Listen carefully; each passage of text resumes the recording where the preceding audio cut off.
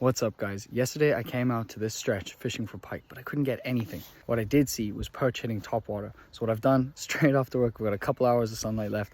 I came down to the river now. I've got some top water perch lures. I've got some small jigs, some small shads, and we're going to see if we can get some perch. I feel like decent like that. That's a good perch. That's a really good perch. That's a really good perch. That's a really good perch. There we go, you guys. Great Irish perch. I'm so happy. Let's go get some more.